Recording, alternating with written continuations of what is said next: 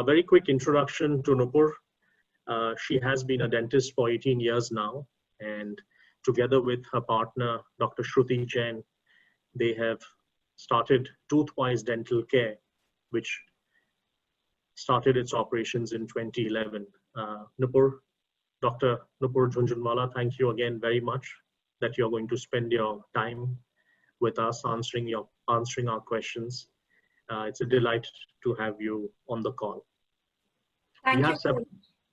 We have several families, and again, the age of the people who have asked the question varies from a year and a half to as old as 68. So keep in mind when you are responding to some of these questions, the age profile of the attendees. So what we've done, Nupur, is we've taken all the questions and grouped it into 4 buckets. And I'm going to start with the first bucket, which I call the frequently asked questions, typical questions which people have in mind. And the first one is, at what age should a child see a dentist for the first time? Sure.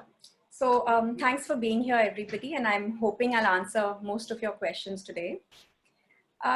So after the age of 1 year, a child should be visiting a dentist every 6 months.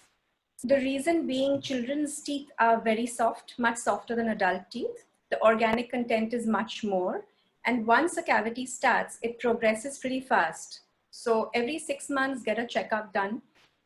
Even in between the 6 months, always help your child brush, supervise brushing, and look into the mouth. Anytime if you see a black, brown, green spot, immediately be concerned and call a dentist. And would this be different in case of adults, say somebody who's 40 plus? Yeah, so in adults, the range is 6 months to 1 year for your checkups. Some people are okay to have an annual checkup done. They have good oral hygiene. They maintain their oral hygiene well at home. Some people need even 3 monthly checkups. But on an average, it's 6 months to 1 year. Okay. And the next one, why do adults and kids grind their teeth while sleeping? What is the, how do you correct that? Yeah, so clenching or grinding is actually called bruxism. This is a very, very commonly, way more common than you would believe. It's a very common thing amongst adults and amongst children. Very often it is caused by stress, but the recent surveys and research show that it could also be caused by a constricted breathing tube, the airway that is behind our nose and our mouth. Any restriction could cause clenching episodes, grinding episodes at night. These are more common at night, but even during the day, people end up clenching their teeth or grinding. It's not a normal thing to clench your teeth. Typically at rest, your teeth should be away from each other. If you find yourself with your teeth clenched, there's a problem. You need to correct that. You need to speak to somebody. Even grinding your teeth while you're not chewing is a problem. So keep that in mind. The other reasons could be because, as I said, a restricted airway. It could be stress related. It could be habitual also. And one of the other important reasons is after you have some kind of dental treatment. It could be a case where you had a filling or you've had a crown or you've had orthodontics as a child. Something has gone haywire and the alignment between your upper teeth and lower teeth is missing. Your body's natural response is to grind it away and realign itself somehow to make the balance comfortable. So that also becomes a habit later and causes clenching and grinding. So there are ways to correct it. Once we know why it's happening, it can be corrected. So you should be aware. The thing to know is at rest, your teeth should be away from each other. And is there a correlation between a headache and my tooth problem? Yes. So there can be 2 correlations. One is all the nerves of the head and neck are connected to each other. Your eyes, your ears, your nose, both jaws, head. So you can have a headache because of a nerve pain in the tooth. You can have an earache because of a nerve pain in the tooth. All that can be, those are the symptoms that you could present with, but actually your nerve in the tooth is damaged. The other way to correlate it could be because, as we spoke about grinding or something which is straining the muscles can also cause a headache, because again, your muscles of the head and neck are all interconnected with each other. So if you're overusing one set of muscles, suppose you're overusing your masticatory muscles, your chewing muscles, those are interconnected with your head, your neck, your upper back, lower back. So all of those can be connected and this can give you a headache, back pain, lower back pain, neck pain, stiffness, joint stiffness in the morning. All these symptoms can be related to your teeth.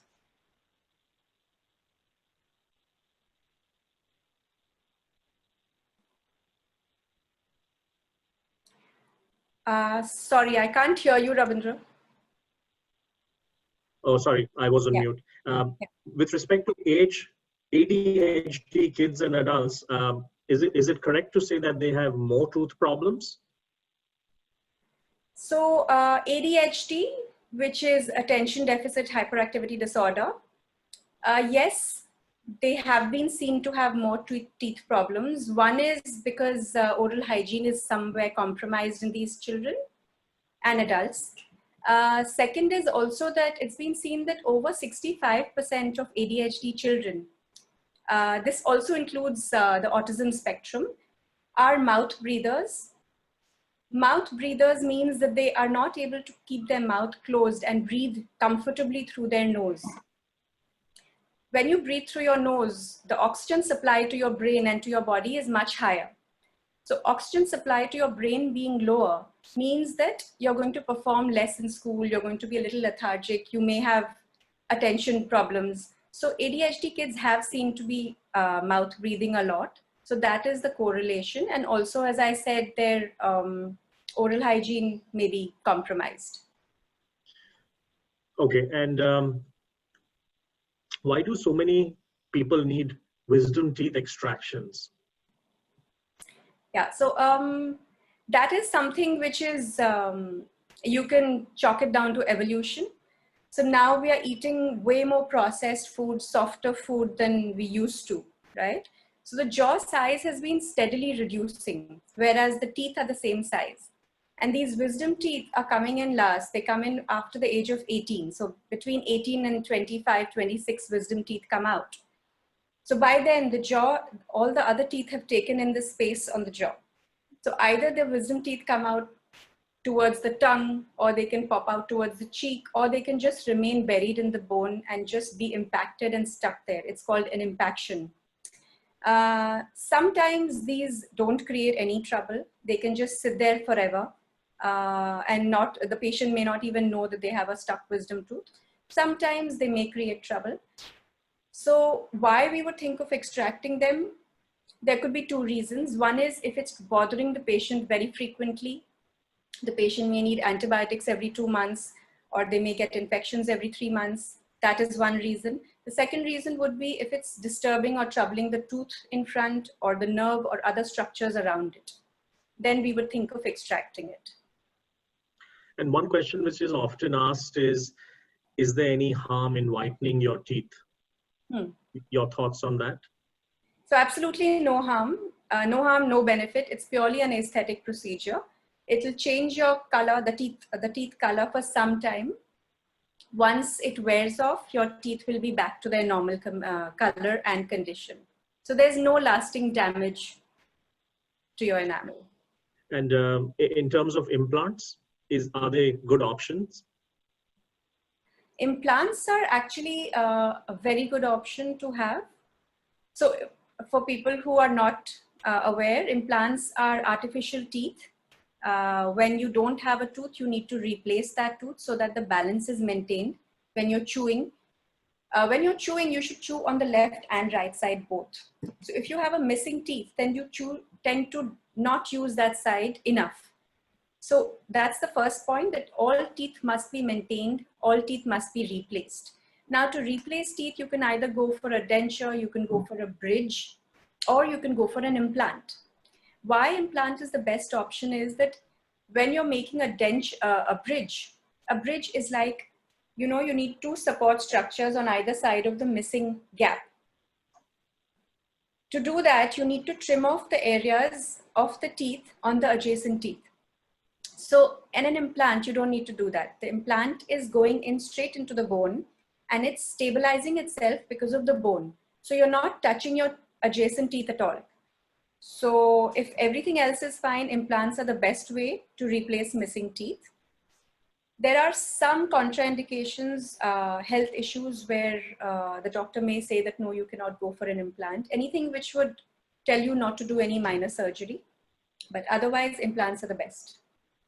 And if you can share your thoughts on why I need a crown after doing a root canal? So once a root canal is done, that tooth is dead in your mouth for all practical purposes. So once it's dead, it doesn't have a constant blood supply. When something does not, even hard structures in the body, when they don't have a constant blood supply, they tend to become brittle and they can crack very easily. So the minute you eat something hard, the tooth can crack irreversibly and then you can't save the tooth. So it's always better to have a crown, which will kind of protect the tooth from any fractures in the future. And with respect to tooth pain, is there a, does hot pack or a cold pack, I mean, is there one which works better than the other? Whenever there is a tooth pain, it will most likely be related to a nerve pain. And whenever there's a nerve pain, it's best to have a cold pack above your neck, because above your neck, there is a high vascularity. That means the blood vessels are a lot. There are lots of them. So always have a cold pack. Anything hot may increase the swelling. It may increase the pain. Even if you have a nerve issue in the mouth, in one of the teeth, if you have a hot drink, you can have shooting pain, right? Because it's increasing the nerve damage. So always have a cold pack. The time when you would have a hot pack would be if it's a muscle thing. If there's muscle stiffness, if your jaws are feeling like, you know, the muscles have been overworked, then a hot pack would work. But even then, I would recommend having a wet hot pack, a wet towel, never a dry hot pack, never a hot water bottle, because the heat is very uncontrolled. It can burn your skin. And is there any correlation to why somebody has sensitive teeth in the mornings, or you know, some sort of a sensitive feeling in the mornings? A sensitive feeling in a general way all around your teeth, typically in the morning, is indicative of clenching at night or grinding at night. So somebody who's clenching or grinding at night, this is a very, very, very common finding amongst them. Okay, so there are some questions which have started coming in that frequently asked question bucket. So I'm just going to go to the chat box and ask what is the right age, if there is one, for braces amongst kids? The first time a child should be seen by an orthodontist is age 7. That's when she or he decides that they see the development, they see the teeth. If they need to intervene and do anything which is development related, they can start at that point. The second would be 9 years. The third would be 11 years. And after that, it depends on the child, the teeth. But typically, normal orthodontics starts at age 10 to 12. That's when most of the baby teeth have fallen and permanent teeth are there. Sometimes the dentist or orthodontist may just start the treatment even while some baby teeth are there, to take advantage of the falling and space creation.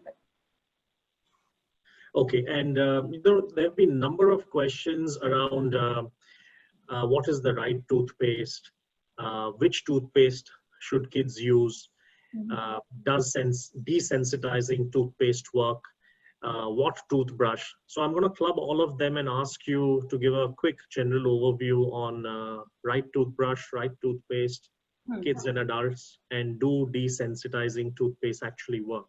Okay. And how often do you use them? Okay, so let's talk about kids first. Between the ages 0 to 2, kids should be on a no fluoride toothpaste. The brand available is Pigeon and I think Mimi in India. So no fluoride before the age of 2. Between the age of 2 and 6, children can be put on a low fluoride toothpaste. Low fluoride would mean anywhere between 500 to 750 ppm of fluoride. This is written at the back of the tube. Any tube you pick up, you'll find the ppm written. And after the age of 6, when they've absolutely started spitting out all their paste, they can graduate either to a regular toothpaste, which their parents use, or they can go on to a kid's toothpaste, but meant for ages 6 and above. What happens is after the age of 6 and above, or in a regular toothpaste, there'll be 1000 to 1500 ppm of fluoride. Now you may want to know, why do you use fluoride in the first place? Fluoride is something that strengthens the outer layer of the teeth. As soon as it becomes harder, it becomes more resistant to decay and cavities, right? So, but it is important that the child learns how to spit it out, because you don't want excess fluoride ingested. So that can cause other problems. So that's why children have a lower fluoride content in their toothpaste. There are lots of brands available. They will all specify the fluoride content and the age group. For adults, any good brand is fine. Literally any good brand of toothpaste. It's important to use a soft toothbrush. It's important to brush well. While talking about this, let me just talk about brushing as well. Brushing twice a day for 2 minutes is a must for children and adults. A dry brush after lunch is a great idea to remove food particles. When you're brushing, make sure you brush all along the surface of each tooth. Go right up to the gums, brush the gum line. The gum line is where most of the plaque and tartar goes and gets accumulated. And after that, after brushing comes flossing. Floss every night, every tooth. That's the best way to take care of your teeth. Brushes do not go in between the teeth. So there has to be some way to clean in between your teeth, and flossing is the best way. Sometimes some people have a lot of gaps between their teeth, and flossing is not adequate. It may not help them clean the teeth. So there's something called an interdental brush, which can go in and out of the gaps and clean better. The third thing is rinsing your mouth after every meal. Whatever you eat, keep it as clean as possible. That's going to prevent a lot of trouble. Yeah. And desensitizing toothpastes are very effective for generalized sensitivity. There are very tiny microscopic tubes in teeth. And sometimes in some people, the opening of the tube gets opened up, open to the atmosphere. And these, on the other side of it, are nerve endings. So that can make teeth very sensitive. So desensitizing toothpaste just block these tubes. Yeah, they plug in their chemicals and block the tubes. There's absolutely no harm. If you are recommended to use a desensitizing toothpaste, you should use it instead of your regular one. You can use it for a month or till one tube is over, and then go back to your regular one when you're feeling better. Great, thank you. I'm going to move to the next bucket, and I'll give you a broad overview of the questions received. It's generally about food intake, what to avoid, what's a good diet, what basic oral hygiene protocol should be followed. So first question, what foods to avoid? Right. The most obvious food to avoid is sugar.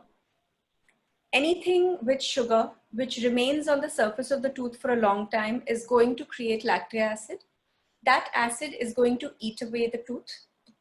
The enamel, which is the top layer of the tooth, is the hardest structure of the body. But this acid is able to make holes in the enamel. So it's quite a strong one. Once a hole starts, once decay starts, it only progresses. It is not self-limiting. You know, once you've got a cavity, even if you brush it 10 times a day, it is still going to progress. So be careful. Don't let food remain on the surface of your teeth. Once you've eaten, brush it off or rinse it off. So any sugary food there's a red flag. Anything with sugar also means bread, biscuits, not only obvious sugary things. So be careful about that. Diet-wise, what not to eat is this. And otherwise, there are two things. One is your overall health, where you should eat healthy food. Second is your teeth like hard and crunchy food, like apples, carrots. All of these, on one hand, they are cleansing for the teeth, They clean the teeth, they remove the layer of plaque which gets deposited. Secondly, they also help the muscles to get stronger. So if you're chewing on pulpy, soft things the whole time, your muscles of all your muscles around your jaw are not going to get any exercise, right? It is especially important for children. Their jaws must develop in the right way, and for that, you need a lot of hard and crunchy food given to them. Yeah. And what about kids who like chocolates, or even adults for that matter, chocolates and candies, and at times it's very difficult to say no to them. At least, what can we do to reduce the damage? As I said, it just make sure that the sugar is not remaining on the surface of the tooth. So what can be done is post lunch, give the child a chocolate and ask them to brush. Even if they do a dry brush, that is also good enough to remove the residual sugar from the teeth, because between lunch and the next meal, otherwise that sugar is just going to sit on the teeth and cause havoc there. Understood. So I'm going to move to now the next bucket, which is really specific questions. So attendees who have asked these questions, should something not get answered, please put your follow-up question on the chat box and we'll see if doctor can respond to all of them. I noticed that a number of questions are coming in. We'll try and cover as many of those as possible. But first, we're going to finish the ones already received. So, doctor, the first question, this is from a 10-year-old. And it's with respect to calcium supplement. And this is a vegetarian household and the child does not drink milk. Earlier, calcium sandoz used to come, but they're not able to find any such chewable tablet. What supplement would work best? First and foremost, I would say calcium supplements should not be taken randomly. Only if your pediatrician says that the child is deficient in calcium, only then supplementation should be done. And this goes for everything, all supplements. Never take them randomly, never give them randomly. Second is there are lots of available brands in the market. There are syrups as well. And there are different combinations with vitamin D, with other minerals. So you can look those up. But calcium, it's a good question. Calcium is a very important mineral which the teeth and bones need. They need it not only in the developmental stage, but throughout the life, because teeth are constantly getting remineralized. That means there are acids in the mouth constantly which are eroding away the teeth. And these supplements, the calcium in the blood, the other minerals in the blood are constantly forming new cells, right? So your levels have to be adequate, but if they are not, only then you should be supplementing. Okay, the next question is from a 5-year-old parent, and I'll read it out verbatim. The kid is constantly taking her tongue and trying to touch the back of the teeth like a biting action. They're not able to figure out what it is. Is it possible that it's new teeth which is growing, or could it be something else? It does sound like new teeth growing, though I couldn't be sure without seeing, but it does sound like that. That's the age when the first molars could be popping up.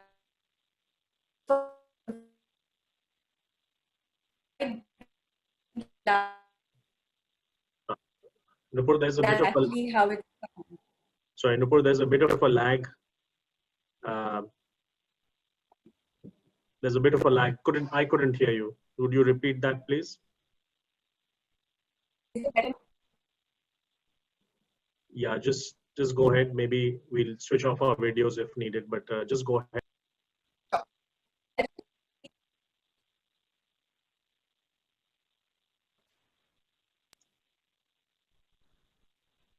Nupur, are you there? Yes, I am there. Yeah. Could you please repeat the question? I've switched my video off. Maybe that helps me. Yes. So a 5-year-old, it does seem like the new tooth could be coming out, because that's the age when the first permanent molar does pop out.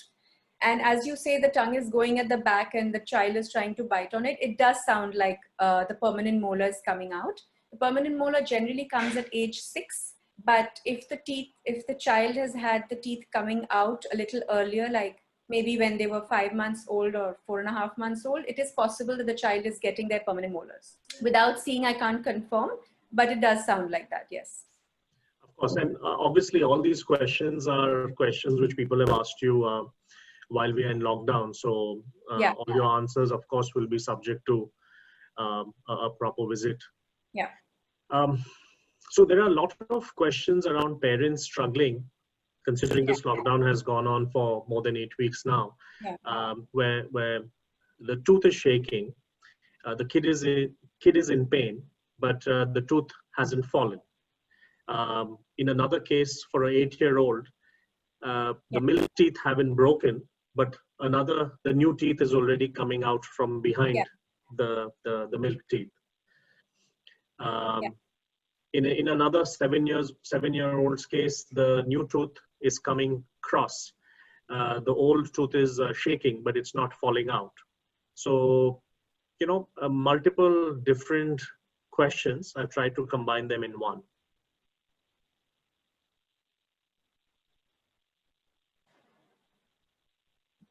Right.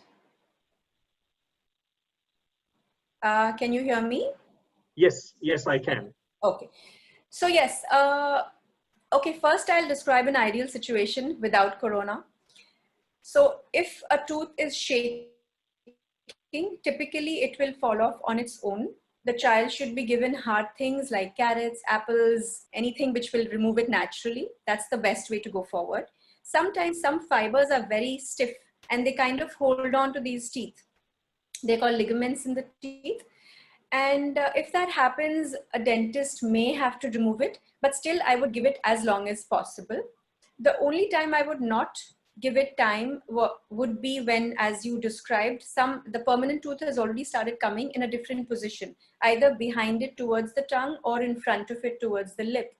So when that happens, that's an indication that the baby tooth has to be removed immediately, right? So that the permanent tooth doesn't become very strong in its odd position. But right now, as we are under a lockdown, I would say just hold on, do nothing. When the time comes and when you are able to visit and get the baby tooth removed, then we will see what needs to be done about the permanent. This is not an emergency. I would not call this an emergency at all. And to make the child comfortable, the first plan of action would be to apply something like a anesthetic gel. One of them could be mucopain. Maybe we can send the name later. The anesthetic gel just numbs the gum around the tooth, so the child will feel more comfortable. If the child is more comfortable with the anesthetic gel and the gum around feels numb, and then if he bites into something hard, definitely it'll come out. If this doesn't work, the second would be to give the child a painkiller dose. That will definitely work. But I would, again, go with the medicines, the gel first and the medicines later. But this is not under the emergency category. So don't worry about the position of the permanent tooth at all. Just do your best to help the child get rid of the baby tooth. That's it. And if you can't, even then, there's no worry. So, doctor, just so that you know, the last segment of the questions is actually going to be on emergencies and when to go to clinic. So we will ask you specific questions with respect to that. So attendees, those of you who are sending in questions related to that, yes, we are going to cover it. Now, the next specific question which I'm going to ask is from a 7-year-old. The milk teeth have started to fall. Is there any precaution to be taken to ensure good dental health and for a good alignment for permanent teeth? Yes, absolutely. That's a great question, and I would love to answer that. First of all, when milk teeth fall, you don't need to put a pack there. You don't need to do anything to stop the bleeding. Only on that day, avoid giving the child very hard, crunchy food, chips, things with sharp edges, or something which is very hot. Secondly, on that day, maybe that night the child won't be able to brush, but next day onwards, you don't even have to ask. They'll be fine. And to maintain good alignment of the teeth, I would say just give them lots of salads, lots of hard, crunchy stuff. That will improve the muscle activities. Wherever the muscles go, the bone follows. So as long as your child is eating and using all their muscles properly, their bone development will be great. So that is something important to keep in mind. Because now we've been, children eat a lot of processed food. They eat a lot of soft food, and salads are hardly common in our diets now. That's something to look at. So something related to that question where a 2-year-old prefers to eat soft food and doesn't want to chew food like a paratha. So does that indicate a problem, or is it just the child being of a certain age where you need to encourage harder food? Right. At 2, I would say just encourage. There's absolutely no issue. Yeah, once the child eats something hard and likes it, they will want it again. But it's just about encouragement at 2. Yeah. So it doesn't indicate a problem. No, absolutely not. Okay. At 2, it will not indicate a problem at all. Okay, thank you. Let's move on. There are some questions around bleeding, and some people have said that my teeth are sometimes bleeding. What should they do, and why does it happen? Yeah. So bleeding gums is most commonly a sign of accumulated plaque and tartar.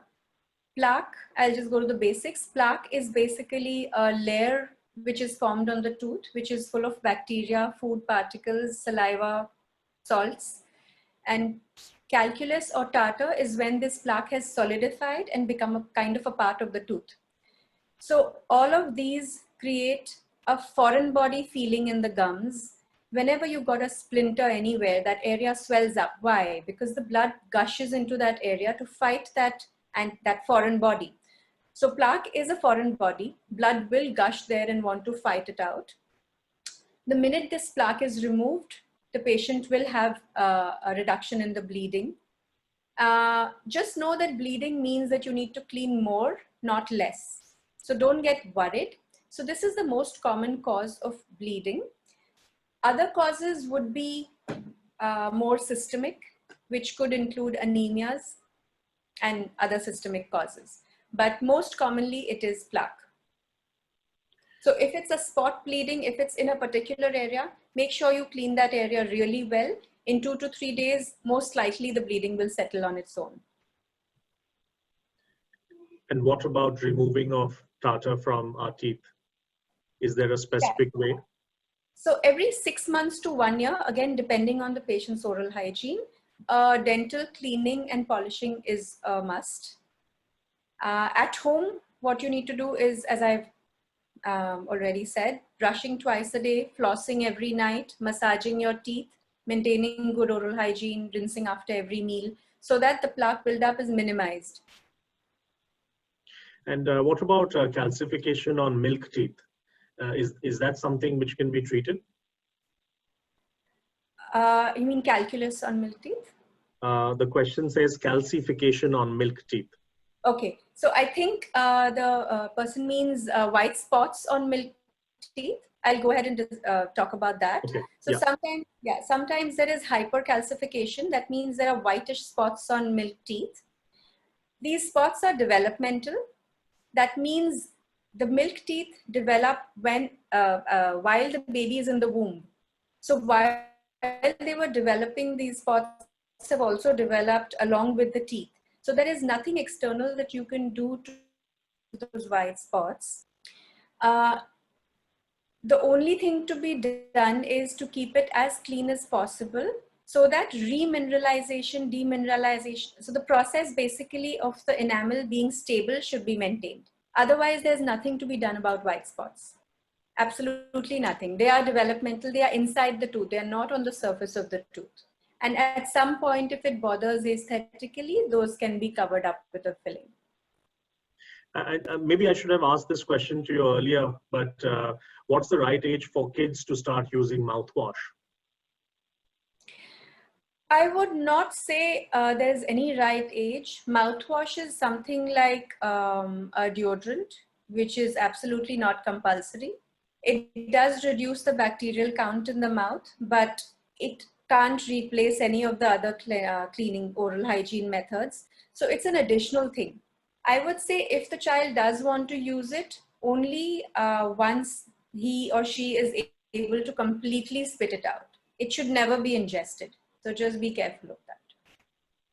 Okay, and what about ulcers? A lot of people get ulcers and some get it very often. Is there a reason why that happens and what can one do to prevent it?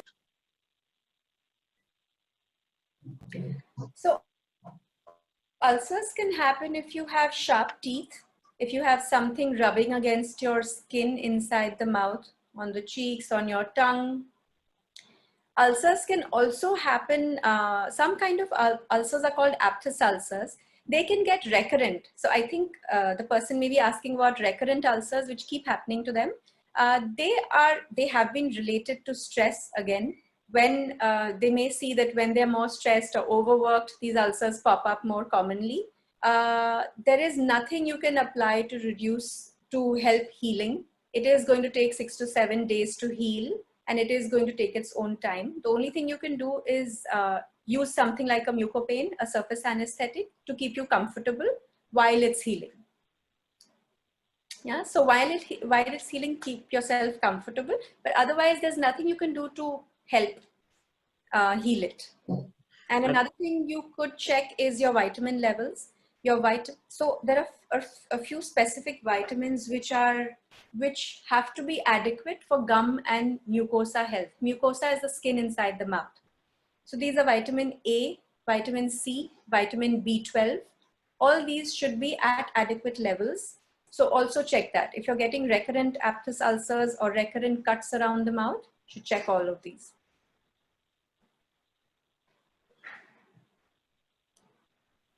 Sorry, what about bad breath, especially in this is a parent asking about their kid. What's the likely cause and what can be done? So I would say the most likely cause would be bad oral hygiene, where there is plaque tartar accumulated, where the tongue is not being cleaned regularly. That would be the most likely cause. Now, there are other causes where it could be related to a dry mouth, not having enough water. It could be related to a throat infection, or even a stomach infection could give you bad breath. It could be related to sinusitis as well, where there is a nasal drip constantly filling up the mouth, and it could cause bad breath. But the most likely cause would be oral hygiene. So every 6 months, if a cleaning and polishing is done, if good oral hygiene is maintained, only then you would go to check the other causes. And one of the parents had asked a question, at what age can children go for a cleaning? Is there a minimum age requirement? Could you repeat that? Voice broke. Cleaning in kids, is there a certain age when they should start going to the dentist for a cleaning? Yes, yes. So once they start coming at age 1, the child is monitored throughout. Between ages 1 and 3, generally no treatment is offered. They're just made in the clinic, they're just checked up. After the age 3 or 4, some preventive measures are put in, like sealants and fluoride treatments. So what was the question again? Cleaning, right. So only if a child requires it. Okay. So and, as we clean every 6 months, yeah, only if a child understood. requires it. And so maybe this is related to ulcer, but I'll still ask. A parent is asking about her kid having boils, bumps at the corners of his mouth. What should they do? Yeah. This condition is called angular colitis, and it is typically related to B12 deficiency. It could be also because of dryness in the mouth, where the child opens the mouth and the cut is not able to heal up because the mouth keeps opening. So it's difficult for the cuts on the corners of the mouth to heal up. But check the vitamin levels, check the hydration levels, and slowly it will heal. Typically, these cuts do take longer than other cuts to heal. Understood. And perhaps maybe you've already covered this in the earlier part, but I'll still go ahead and ask. So we have a question that my son has broken his first 4 teeth during the lockdown. Is there any special tip for what routine to be followed or for oral hygiene? Regular oral hygiene, absolutely regular. When these teeth fall on their own, typically there is absolutely no pain. So they don't have to avoid brushing or avoid anything. Okay, and this is obviously a question from an adult. Um, well, he wants to have his supari, and he's scared to eat every time he does because of his dentist. He doesn't want to have a future problem and pain. But can he balance it out, and could he still eat the supari and rather than not eating it? So it's a unusual request to a dentist. But what would you say? Yeah. Let's talk a little about supari. Supari is betel nut, and it is basically so hard that it can erode enamel away. So one point is it erodes the enamel away. Second thing is it abrades the skin inside the mouth. So if there's constant friction in any part of our body, that is not good for the body. Okay. Third is, this is a joint and these are the upper and lower jaws. If the height of the teeth is reducing, there is a lot of undue pressure on the joint, right? So you're also traumatizing your joint. So eating supari has a lot of negatives. That's the basic thing. But I understand the question because everybody knows this. Everybody knows it's bad for you. You know it's bad for you. You yourself are saying that. But how to quit it? There is no middle path. I would say any addiction, whether it's small or big, whether it's tobacco, supari, whether it's alcohol, whatever it is, needs to be dealt with by a professional, first of all, even if it's just supari, because there is something which is telling you that you need an out, you need a relaxation, you need some pathway, you can't deal with something. So think about it, give it a thought. I think getting professionals to help you with this is an absolutely fabulous idea, because it's been seen that many times like a tobacco addiction may get over, but it may land up into a nicotine patch addiction, or smoking chewable tobacco addiction. So generally addictions jump from one to another. So I would think getting to a specialist, getting to a counselor, a psychologist, anybody you can speak to, and actually getting rid of that addiction is a great idea. Middle path would be, don't have the hard supari, have the very soft supari. Be very careful, eat it for only a few minutes after each meal. Don't keep on chewing it. But I'm not happy with the middle path, honestly. Nothing less expected from a dentist. Nupur, can you hear me? Yes, I can hear you. We spoke about supari. Yeah, all right. You finished answering that question? Yes. All right. Sorry, everyone. We are back online. I had a Wi-Fi issue. Please keep sending your questions. And Nupur, we'll try and go through it slightly quicker because we have quite a few in the chat box. So this is a 5-year-old who has gaps between all her teeth since her first tooth came out. Will this go away as she gets permanent teeth? Gaps in your permanent teeth, in your primary milk teeth are great news. So that is how it should be.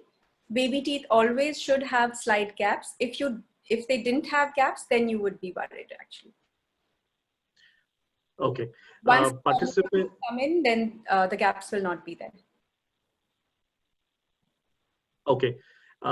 Those of you who had asked questions which haven't been answered, if you can please type it again in the chat box. I seem to have lost the questions which were collected thus far. So Nupur, the next one, this is for a 68-year-old. She has swelling in her gums. There's no bleeding. Is there any medication that she could do? Any particular issue that you think she's facing? Okay. Yeah. I am assuming here that the teeth are not affected and it is only a gum issue. If it is only a gum issue and the swelling, the source of the infection or the swelling is only the gums, then she can apply Metrogyl, which is an antiseptic gel, and massage the area 3 times a day. That should take care of a minor gum infection if it is only that. Okay, and I've had questions around, I have a chipped tooth, my cap has come off during this lockdown. Should they get worried? What should the immediate reaction be? A chipped tooth, if it is not hurting, just sit tight, sit at home. It can be dealt with at a future date. If it is hurting, if it is very sharp, then again it comes under the emergencies. A crown popping out, again, a crown on a non-vital tooth, that means a root canal treated tooth, you can just sit tight with it, keep the crown safe for when you can go to a dentist. But if the crown was put on a non-root canal treated tooth, then it could be painful or sensitive when the crown pops out. So that could again come in the emergency category, and you could visit a dentist now. Okay, and what about black spot? Is that something a parent has to get worried about? Black spot on the tooth. On the Right. Black spot on the tooth. So as I said, between the 6 monthly appointments, a parent must check their teeth. And if they see anything black, brown, green, or even darker colored, they should be getting the child for a checkup. It could mean a cavity. Okay, and if a child has a cavity or two, and this is something which a number of people have asked, is that something which needs to be rectified immediately, or can it wait? If the cavity is not hurting the child, if it is not painful, then it can wait. Cavities are not self-limiting. They will increase in size. That is a risk we are taking, but it's safer to be home right now. It's safer not to step out for a cavity.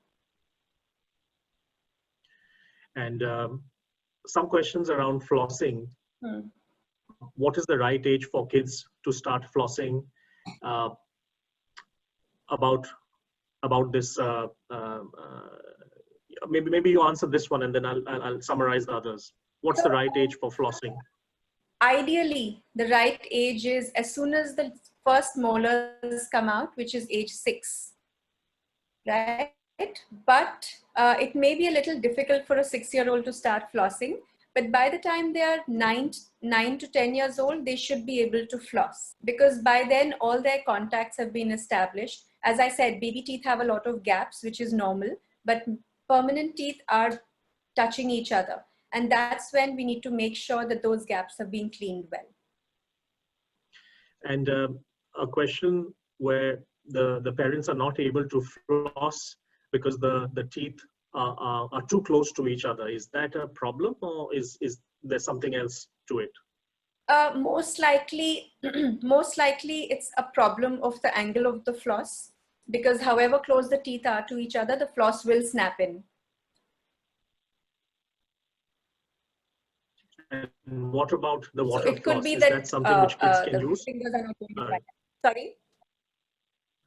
Sorry, I thought you'd finish answering.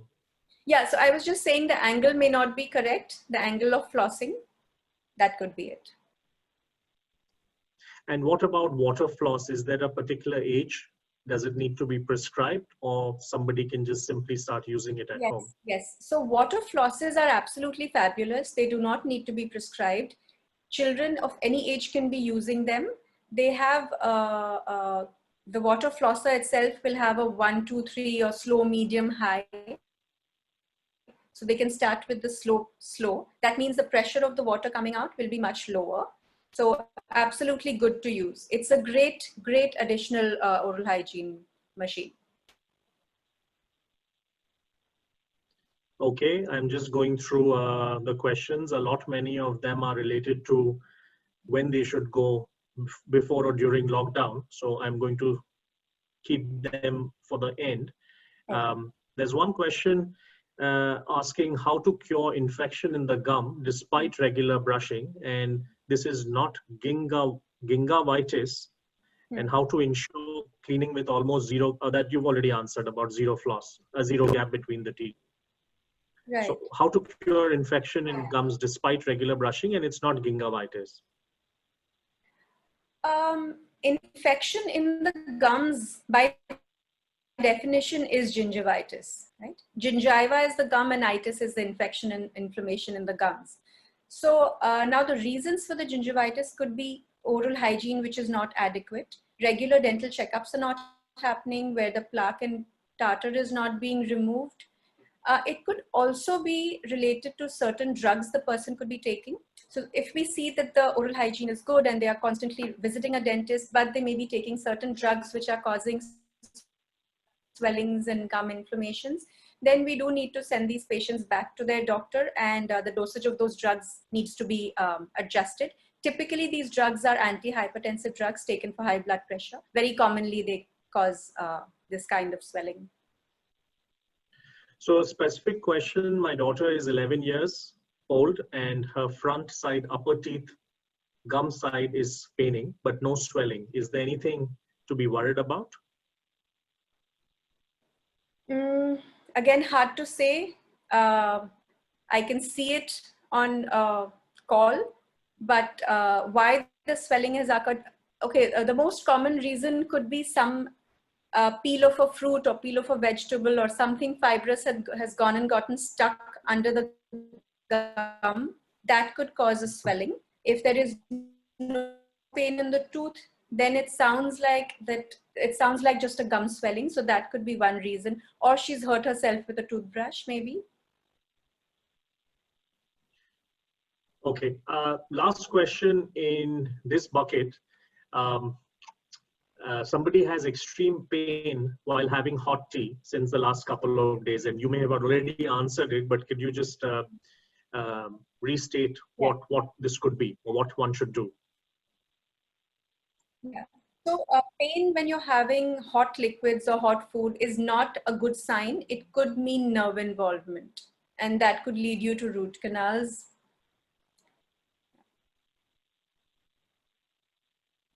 Okay, so I'm going to move to the last leg. I know we have about 4 or 5 minutes to the hour, and this is all around what one should do while there's a dental emergency during lockdown. So a number of questions in terms of, well, I had an appointment, braces were due, or there was a correction in braces which is overdue for 2 months.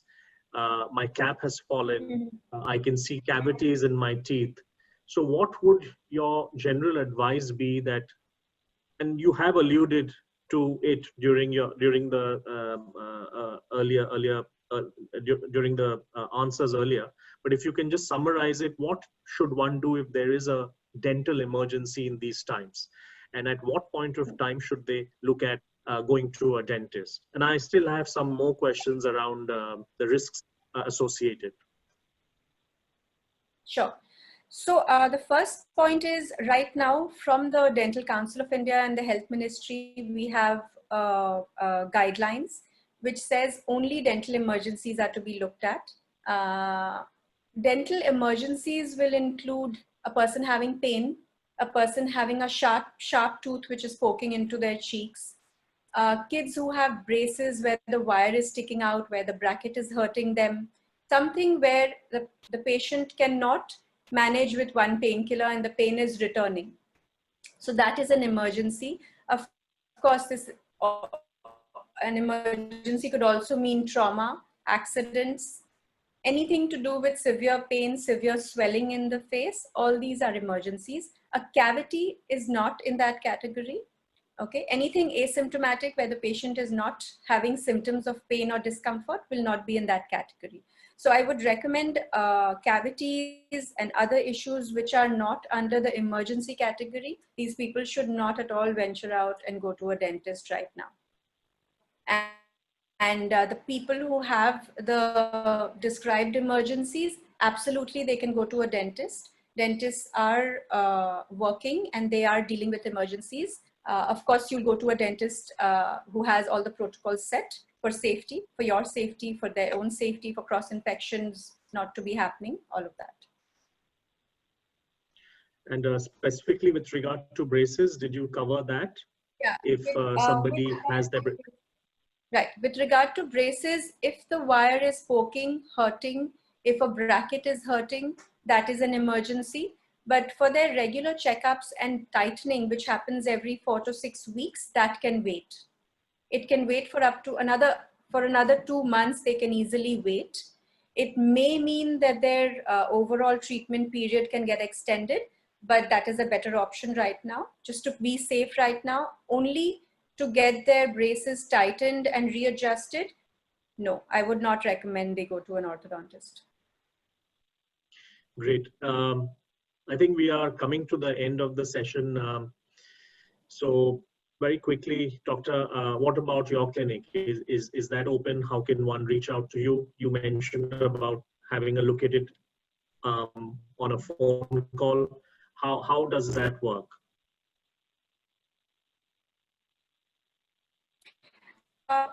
So yes, I'm available on the phone for video calls, for regular calls. My clinic is also functional for emergencies. Anybody who needs emergency treatment, yes, it is ready for emergencies. Great. So we have come to the end of the hour, and we had said we'll keep you answering the questions for 60 minutes. So thank you so much for taking the time out. If there are questions which haven't been answered, we'll try and respond to it on the group. Next week, next Sunday, we are hoping to have Dr. Vikramjit Mukherjee from New York. He is in the front line fighting COVID. He's the head of pulmonary at the New York hospital. He has very kindly accepted the request, and we are hoping to see him. So those of you who want to listen in to Dr. Mukherjee from New York, please stay on in the group. And if there are any questions, feel free to post on the group. Dr. Nupur Jhunjhunwala, Nupur, thank you so much for taking the time out. Attendees who were on the call, again, thank you very much. Thank you very much for listening in. I'm so sorry that there was a glitch in the middle. Unfortunately, I don't know why and how my Wi-Fi went away. But that's it from our side. Stay safe, stay well, till we meet again.